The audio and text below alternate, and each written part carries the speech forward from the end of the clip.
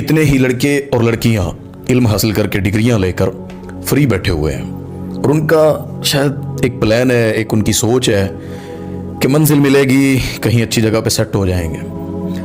आपसे एक बात करना चाहता हूँ, अपना एक्सपीरियंस भी है और आपने भी देखा होगा जिस वक्त में हम जी रहे हैं। ठीक है, कभी हालात बेहतर हों, ऊपर अच्छे लोग आ जाएं, दीनी लोग हैं या दुनियावी डिग्रियों वाले, मेरी बात को समझिएगा।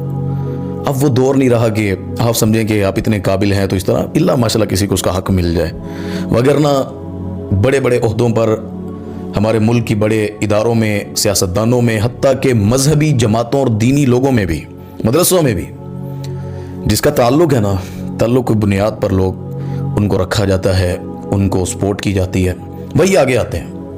बाकी बड़े इल्म वाले वो बेचारे अपनी आवाज़, अपना फ़न, अपनी वो हुनरमंदी सब कुछ लेकर बेकार बैठे रहते हैं, कोई मजदूरी कर।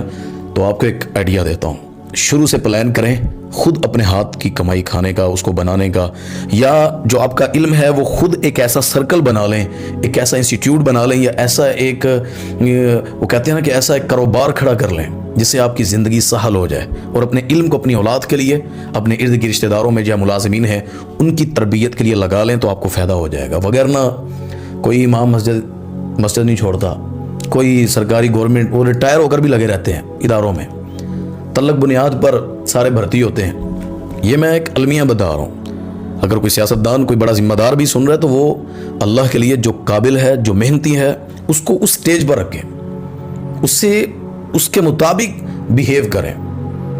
यहाँ पर जिसका नाम निकल जाए उसे सलाम ठोकते हैं, वो गंदा तरीन। यहाँ पे देखा होगा मीडिया पर चूड़ों की इज्जत है, वो कोई एक जुमला मशहूर हो जाए, उनके दांत सही नहीं, शक्लें सही नहीं।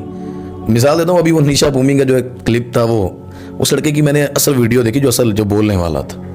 अब क्या इस कौम का आप अंदाज़ा लगाएं, इस कौम की हालत हकीकत में यही है। नौसरबाज बहनें बेटियां दिखाकर मीडिया को अपने अंडर करने वाले और मशहूर होने वाले, जिस तरह काफ़ी बदमाश लोग, क्योंकि मेरे मुआशरे को तबाह करने में इनका किरदार है, लोग उनको हीरो कहते हैं, एक्सेप्ट करते हैं। अभी ये क्रिकेट लीग जो ये कुछ मिरासी करवा रहे हैं, क्या हसीयत है उनकी।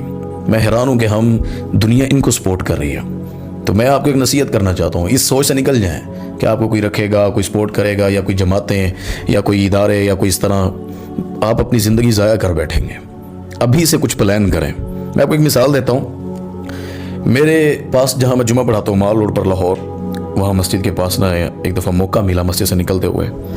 चने नहीं बेचते कभी लाहौर, आपने देखा हो वो ब्लैक चने ना, उन्होंने उबाले होते हैं, अंदर टमाटर प्याज मिर्चें डाल के मिसाला, वो एक करारा सा काम हो जाता है।